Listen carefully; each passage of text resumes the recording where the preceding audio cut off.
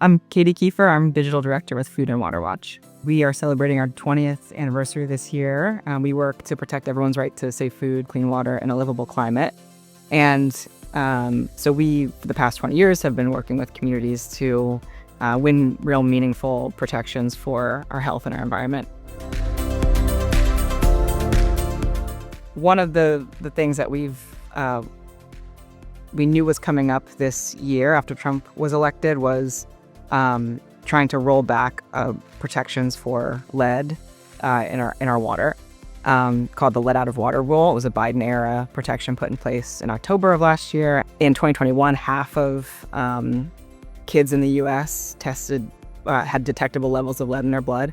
And so you don't think you should have to convince anyone that that's a problem, right? And that we should remove these lead pipes as soon as we can. But sometimes it takes a little bit of pressure to do it. And the initial response from their office was, well, it's going to cost a lot, or, it's like, well, what's more important, right, than kids who aren't poisoned by lead exposure, right? Like, they really are, there's ways to prioritize, right? And at the same time, this administration is trying to take funding away, right, from the funding that we do need to be able to replace lead pipes. We knew this was a priority for congressional Republicans to repeal. There was a limited time frame that they could do this using the Congressional Review Act. They had 60 days, legislative working days from the start of session. And so we used engagement networks to engage our members, our email list. We used the email to target actions. We used a couple of different types of actions. We sent those out over the beginning of the year, January, February, March. We were also doing in-district actions, rallies, generating local press. Our strategy was that there were a couple vulnerable members of the House that we thought we could convince to do the right thing. We're building all of the offline work that we're doing through the online tools as well, right? Encouraging folks who sign a petition to make a call and then come out to the action. So it's all connected together.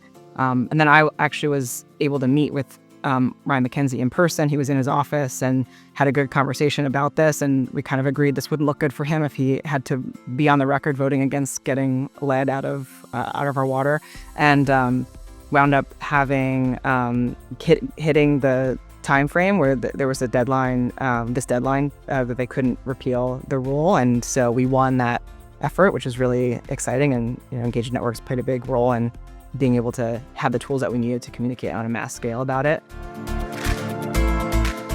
We were looking for a platform that was all in one, so advocacy, fundraising, and email marketing all together. We had been using a couple different systems for that, and so we went through a whole process of vetting lots of different options. Took a couple months to decide, and pretty unanimously across the team that was vetting different options decided that Engagement Networks would be the best fit for us. And we really appreciated that it's an independent company, and we've had a lot of trouble with other vendors who don't tend to listen to client feedback as well. And so it's been a year now, and we've been really happy with the amount of feedback we've been able to give, and just the responsiveness to what we've asked for in the tool. So and it's worked really well for us between those different aspects of the platform: advocacy, fundraising, and email.